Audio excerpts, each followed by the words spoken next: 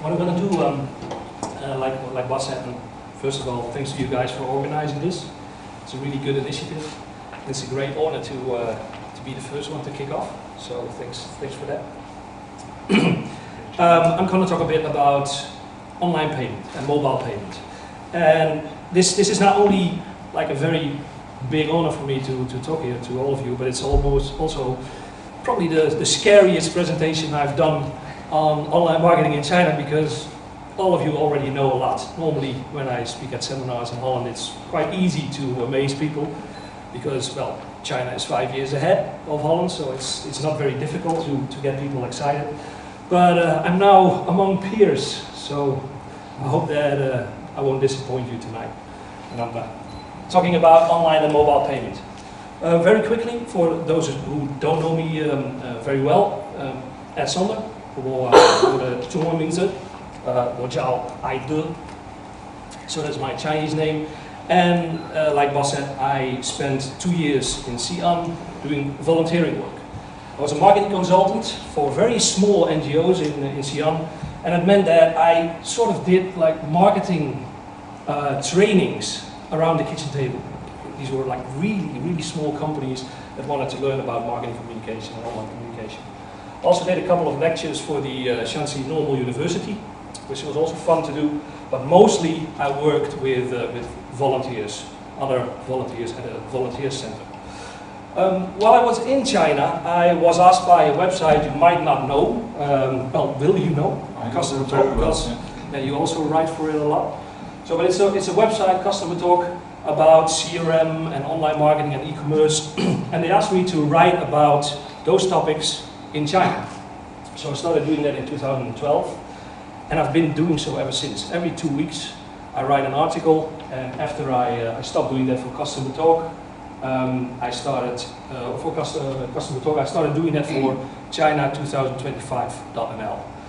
And whereas this always had to be about marketing, this enables me to also write about totally other topics like Shunnu, so leftover women, about pollution, about all of the other problems that China is facing and all of the challenges. So that's a fun job to do, and I also sometimes write for Chinese radio, television, magazine. Every year I sort of bundle everything that I've written, and I put these in these little books, China Talk 1 and 2, which I make available for free download, or people can buy a copy against cost price, because I don't have to earn my money with this job. I just want people to read more about China. And every now and then I end up on a stage like this, doing a lecture or a presentation about China. Now, like I said, my boss asked me, can you do a small presentation? I had just written a couple of articles about mobile and online payment. And I can still remember that it was somewhere in mid-2014 when I saw this slide. You've probably seen it before as well. I think you guys also use it in your presentations. Where it said that 90% of the people in the United States had ever used mobile payment, but in China it was, and this was back in 2014, already 55% had been doing that. Now, if we take into account that I think between then and now there's been a growth of 300 to 400% of mobile payments, then it must be much higher by now. And we've got some data later on which will show that it's still growing, this market. As a matter of fact, this was a piece of research called Connected Shopper. And what they found in this research is that there is no other country in the world that has as high a percentage of people accessing the internet on smartphones than in China. There's no other country in the world. You see that it's quite high in some of the other BRIC countries, like the developing countries, but it's really high in China. And of course, there's a reason for this, because basically China is leapfrogging technology. Most of the people have never owned a laptop or have never owned a desktop computer. So now, combined with the fact that we have cheap but high quality smartphones from local brands like Xiaomi, for instance, it's become possible for people that have never been able to access the internet to buy a smartphone for about 100 euro, or maybe 800, 900 kwai, and go on the internet, and go on social media, and go to online shopping sites and buy stuff from different sites. So this is something that is really... Can I ask a question? Yeah, of course. To understand these figures, because it says that of the people that have a smartphone, 86% use them for internet. Yeah. That's what it says. What I understand is that 86% of the people are accessing the internet through a smartphone. Well, really? Because it says that 80% does it by desktop. Yeah. So well, then it must be that 86% the people that of have people a smartphone. No, I think it's the other way around. The people that have a smartphone, 86%. The internet is 86% of the people that are accessing the internet do it by smartphone. I don't read it that way. I read it that of the people that have a smartphone, 86% use it on internet. No, I agree with that.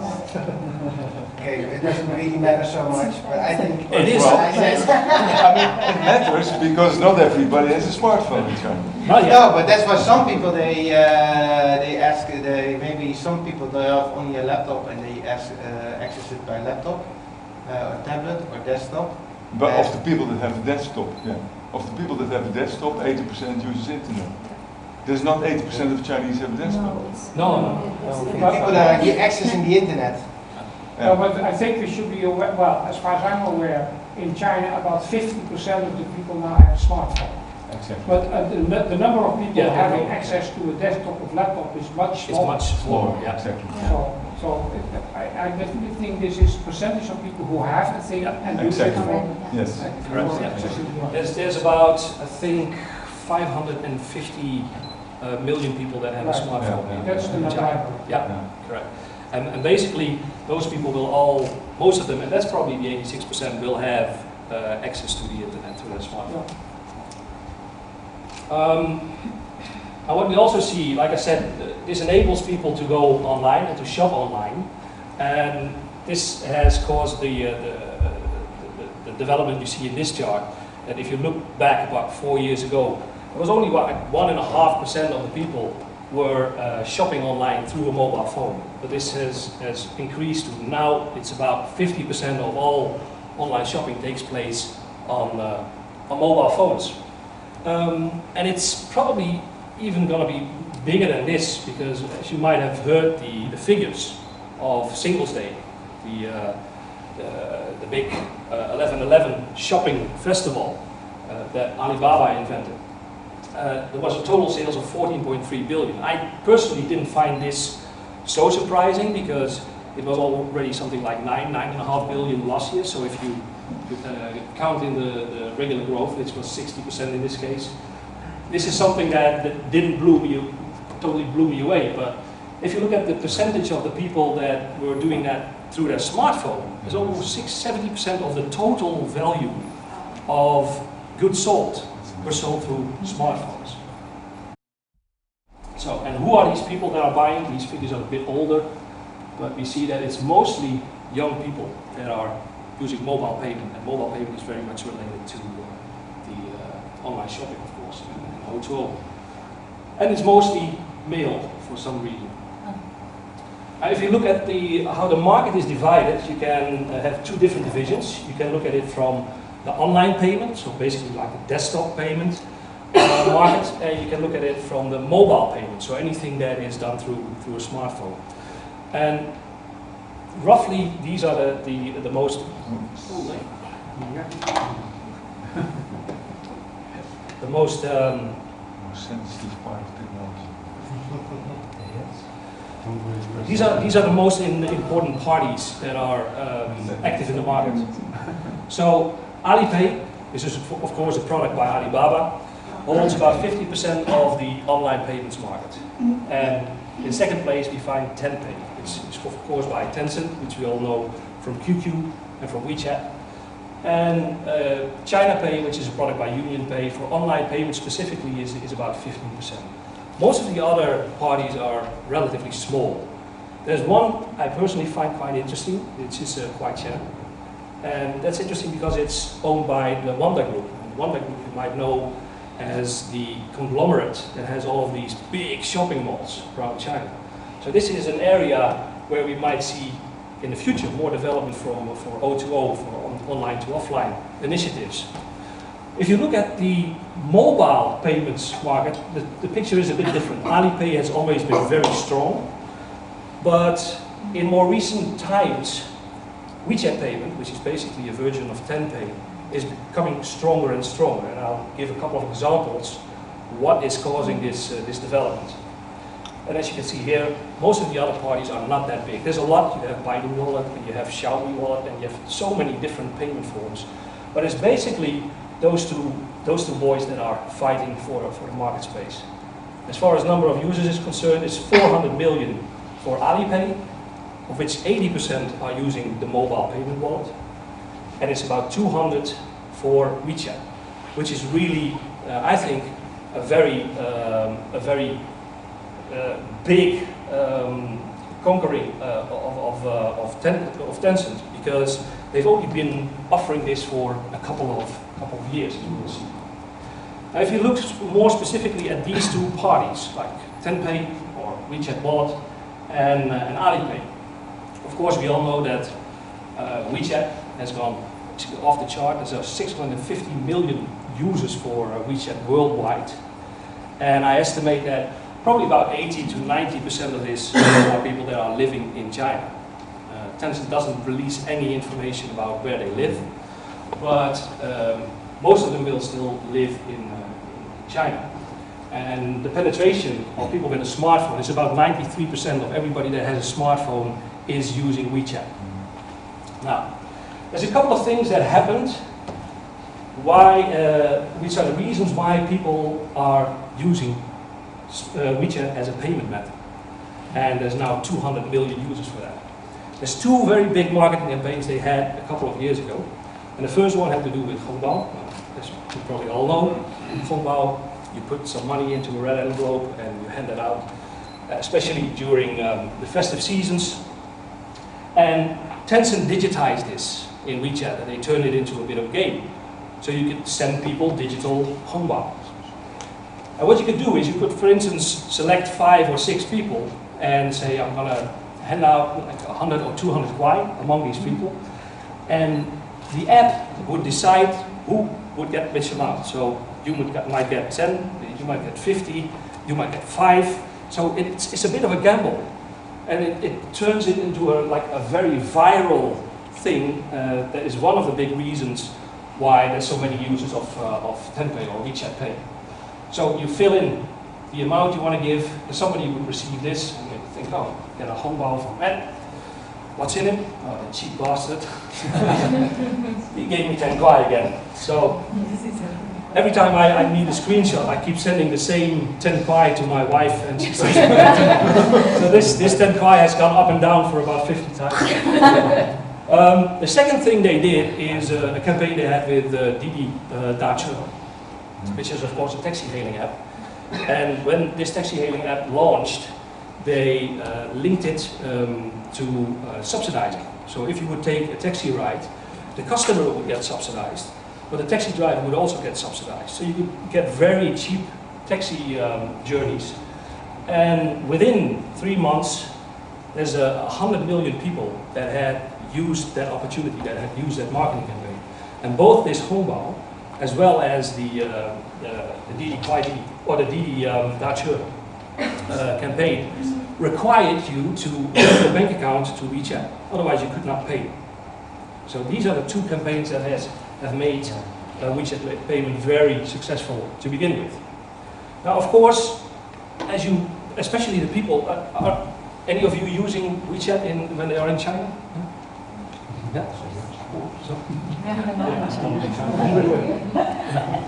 So what I did is last summer I was in China for 3 weeks, and I tried to do as much as possible using WeChat payment, WeChat Wallet. And I'm going to give you a couple of examples of the stuff that you can do with WeChat now. So like I already said, you can order a taxi, so you click on order a taxi, you tell it where you want to go, and the taxi driver will pick you up, but you can also pay for the taxi journey. Especially, what I found out is that some taxi drivers actually want you to pay by WeChat, because for every 20 customers they have that pay through WeChat, they get 100 renminbi, 100 kwai bonus per day. So they actually start stimulating you to use WeChat Pay. This is one of my favorite ones. It was a very hot day in Xi'an. I went through an underpass and I saw this vending machine. You could select a drink, and then when you looked at the screen, you saw there's many different types of mobile payment you can use. So I picked WeChat, asked me to scan the QR code, and this was what appeared on my smartphone screen. You click on buy now and the drink drops out of the machine. Is that linked to your Dutch bank account? It's on my business. Not yet. No. No, this is linked to my wife's. That's why you want to pay everything on WeChat. Don't tell her. So I'm doing all of this stuff with her. So in the supermarket also it's very possible now. It's possible to pay in the supermarket. When you get to the cashier, there's this sign, "You're welcome to pay in WeChat." You click here on Quick Pay, and if you don't know how this works, there's this big sticker on the counter of the terminal that gives you instructions on how to do that. And this thing will appear on your screen. And depending on what equipment the cashier is using, they can either scan the QR code or they can scan the barcode. Most of the time in supermarkets they will scan the barcode because they have the same the equipment already available. So it's what you see happening here. She just takes my mobile phone for a second, my smartphone, scans it, and I've paid for some groceries. I did the same thing in Chongqing at a Dairy Queen location where you can buy ice cream.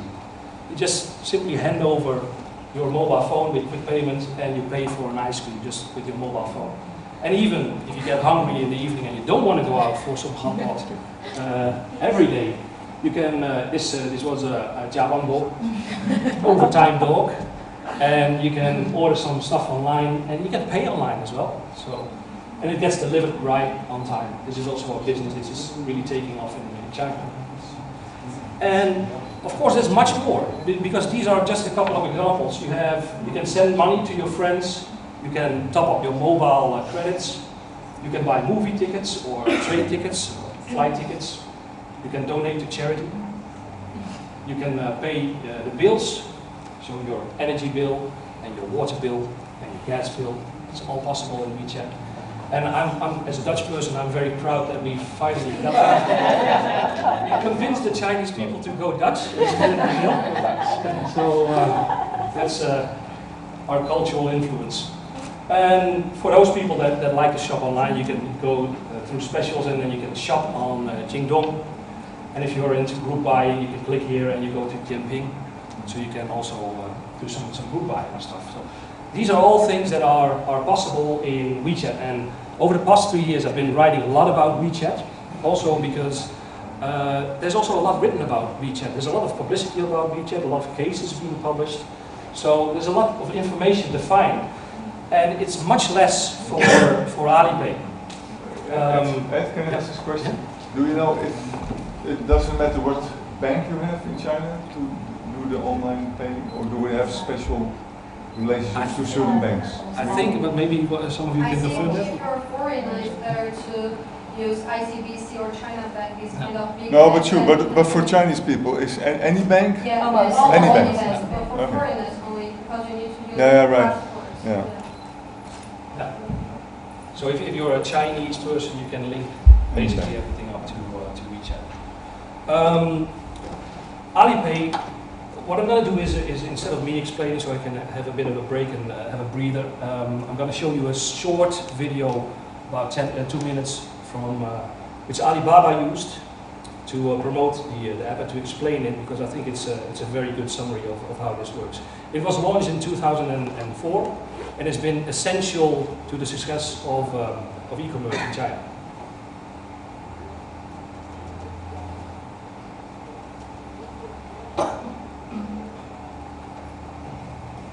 Alibaba Group created Alipay in 2004. At the time, we noticed that buyers on the marketplace were unwilling to make payments before receiving and checking their purchases. Sellers were unwilling to ship products until they were assured that payment was coming. This lack of trust posed a serious challenge to the development of online shopping. That issue, the need to create trust among buyers and sellers, was the inspiration for Alipay. Alipay provides payment and escrow services for transactions on Alibaba Group platforms, including Taobao Marketplace, Tmall, and many third parties in China. Teresa Lee is a young professional who works for Alibaba and regularly uses Alipay. She will show how the escrow payment works. I shop quite a lot on Taobao, and today I want to buy a computer lap desk so I can sit on the couch at home and work. At checkout, there are several options to pay for purchases. For example, the Alipay account balance, bank transfer, or credit card. I choose to pay via bank transfer, and I just click here, type my password, confirm, and it's done. When my lap desk arrives, I'll need to check this product. It looks great to me. Now I'll just need to log onto my Alipay account to inform the system that I'm happy with my purchase so that they can release the money to the seller. Alipay also releases the funds if the buyer fails to object within a specified time period. Sellers are willing to do business because they're confident they will receive their payment.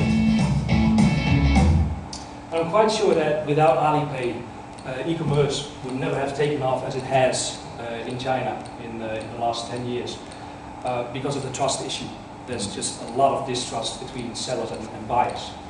Another reason why I've not written a lot yet about Alipay is because there never was a English version, just like you had with WeChat. Now, yes. Now there is. Yeah. Partially Chinese. Still It's- Chinese. Sorry? Partially still Chinese. It's partially still Chinese, yeah. As if you click further down the it's still the more Chinese it gets. JV saying. So, but I was delighted when they released version 9.2, or maybe it was even 9.0 already, that there was actually finally an interface, because my Chinese is not yet that good, and it might never be.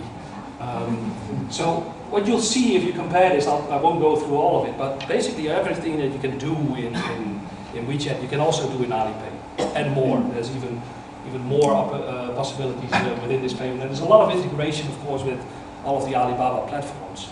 What they also do is they stimulate you to do investments in crowdfunding or in money funds. So you'll also find that in the Alipay app. But the most interesting thing I found about this new version of Alipay is this. The first thing I thought when I saw it, does this look familiar? Moments. Yeah? And Moments was already sort of very much like Picasa. But this is just like a straight copy from Moments. And the functionality, they call it Living in the English version, is basically just a straight copy from Moments.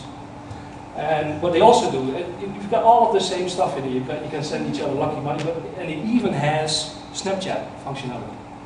So you can now, within Alipay, send each other messages which will, when you open them, destroy themselves in a few seconds. So this is, of course, is something that Alibaba has tried before. Alibaba has been very successful, but they've never been very successful in creating a mobile community, a mobile social network. Does anybody remember this one? Yeah. Remember this? Yes. You know what it was? It's an application developed by Alibaba. They plan to compete with WeChat, Yeah. but not very successful. This was, I think, 2 years ago, by one. It's called. And Jack Ma even sort of forced all of his staff to sign up 100 friends. Otherwise, they would not get a specific end of the year bonus as a way to try and create this new social network again. And they're now trying by sort of doing the reverse of what WeChat did. WeChat started a social network, and then they integrated payment. And what Alibaba is now doing, they have a mobile payment app, and they try to integrate social networking. I was very curious how many people would actually use this. So I asked my wife to send out a message to her friends on Moments, of course, and asked them how many of them were using this. She got 30 replies. How many people do you think are using this? 3. No one. Yeah. No one, 0. So, which doesn't mean that it cannot grow because they've got big budgets, but it's just so difficult to start a new network like that, a social network like this, and make it successful. Also, they've so far been keeping it a bit quiet, I think. So, those are the two main apps, Alipay and WeChat Payment. I'll close off with some of the most recent developments we've seen in the last 2 weeks. First, there's been the news that WeChat will be offering the possibility to use WeChat Payment. I think you're probably going to talk about that one. Yeah, so I won't say too much about it. Alibaba has a cooperation with, I think it's called Wildcard, or Wirecard, a German company, to also enable people to use Alipay in Europe. Of course, China is expecting Apple Pay, and it's going to be interesting to see if they have any chance of success, while you already have two very strong parties in China. Besides that, Apple Pay uses NFC, which is a different technology than all of the other mobile, most of the other mobile payment apps are using. And this was this morning. UnionPay is also developing a new mobile payment app where you can sort of swipe your telephone for mobile payment. This wraps up my story about online and mobile payment. I hope that you learned a couple of new things at least. You can scan the QR code if you want to receive more information, or drop me your LinkedIn, and I'll sign you up for a mailing list, which unfortunately is only in Dutch so far. And well, later on you can also ask questions during the Q&A.